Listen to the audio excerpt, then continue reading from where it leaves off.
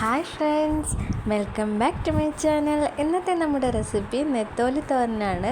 വളരെ ടേസ്റ്റിയായി നമുക്ക് നെത്തോലി തോരൻ എങ്ങനെ തയ്യാറാക്കാമെന്ന് നോക്കാം. അപ്പോൾ നമുക്ക് വീഡിയോയിലോട്ട് പോകാം. അപ്പോൾ നെത്തിയിലേക്ക് ഞാനൊന്ന് ക്ലീൻ ചെയ്ത് വെച്ചിട്ടുണ്ട്. ഇനി നമുക്ക് ഈ നെത്തോലിയുടെ മുള്ളും കൂടെ ഒന്ന് എടുക്കണം. നമ്മുടെ നെത്തോലി മുള്ളെടുത്തിട്ടാണ് നമ്മൾ തോരൻ വയ്ക്കാൻ പോകുന്നത്. അപ്പോൾ ഞാനിവിടെ നെത്തോലിയുടെ മുള്ളെല്ലാം ഒന്ന് എടുത്തിട്ടുണ്ട്. ഇനി നമുക്കിതിലേക്ക് വേണ്ടത് ചെറിയുള്ളിയാണ്. ഒരു 10-15 ചെറിയുള്ളി ഞാനിവിടെ എടുത്തിട്ടുണ്ട്. നമുക്കതൊരു മിക്സിയുടെ ജാറിലേക്ക് ഇട്ട് കൊടുക്കാം.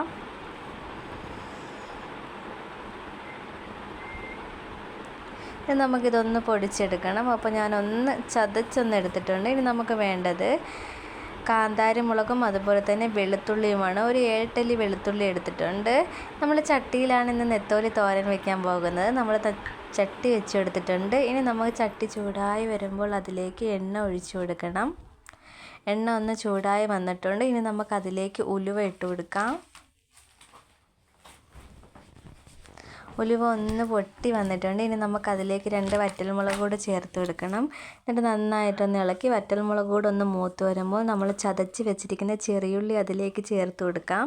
എന്നിട്ട് നന്നായിട്ടൊന്ന് ഇളക്കി കൊടുക്കണം. അതുപോലെ തന്നെ കുറച്ച് കറിവേപ്പില കൂടെ ഇട്ട് കൊടുക്കാം. ഇനി നമ്മൾ എടുത്ത് വെച്ചിരിക്കുന്ന കാന്താരി മുളകും അതുപോലെ തന്നെ വെളുത്തുള്ളിയും കൂടി ഇതിലേക്ക് ഇട്ട് കൊടുക്കാം.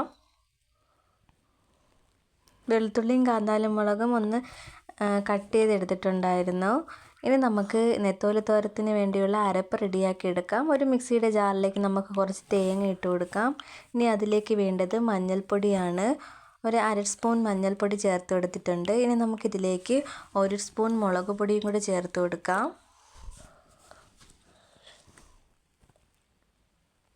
ഇനി ഇതിലേക്ക് വേണ്ടത് മല്ലിപ്പൊടിയാണ്. ഒരു 1/2 സ്പൂൺ മല്ലിപ്പൊടിയും അതുപോലെ തന്നെ കുറച്ച് പെരിഞ്ജീരകവും കൂടെ ചേർത്ത് കൊടുത്ത് നന്നായിട്ടൊന്ന് പൊടിച്ചെടുത്തിട്ടുണ്ട്. അപ്പോൾ നമ്മുടെ ഉള്ളിയൊക്കെ ഒന്ന് നന്നായിട്ടൊന്ന് വഴണ്ട് വന്നിട്ടുണ്ട്. ഇനി നമുക്കിതിലേക്ക് നമ്മൾ ക്ലീൻ ചെയ്ത് വെച്ചിരിക്കുന്ന നെത്തോലി ഇട്ട് കൊടുക്കാം.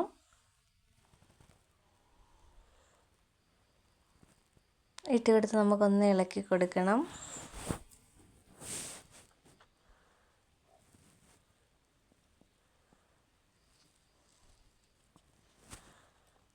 ഇനി നമുക്കിതിലേക്ക് നമ്മൾ തയ്യാറാക്കി വെച്ചിരിക്കുന്ന അരപ്പ് കൂടി ചേർത്ത് കൊടുക്കാം. എന്നിട്ട് നന്നായിട്ടൊന്ന് ഇളക്കി കൊടുക്കണം.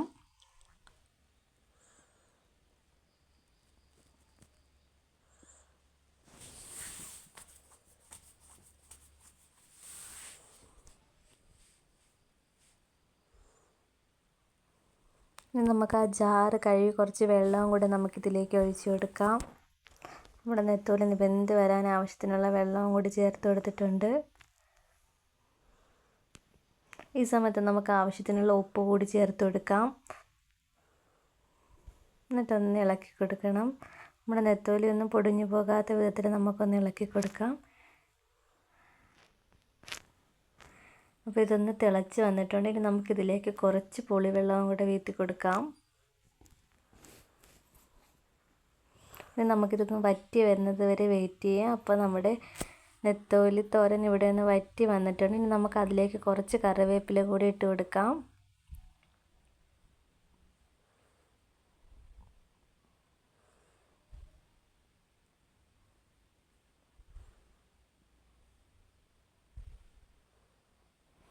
അപ്പോൾ നമ്മുടെ വളരെ ടേസ്റ്റി ആയിട്ടുള്ള നെത്തോലി തോരൻ ഇവിടെ റെഡി ആയിട്ടുണ്ട്. ഒന്ന് ട്രൈ ചെയ്ത് നോക്കുക. അതുപോലെ തന്നെ ഫീഡ്ബാക്ക് അറിയിക്കാനും മറക്കല്ലേ.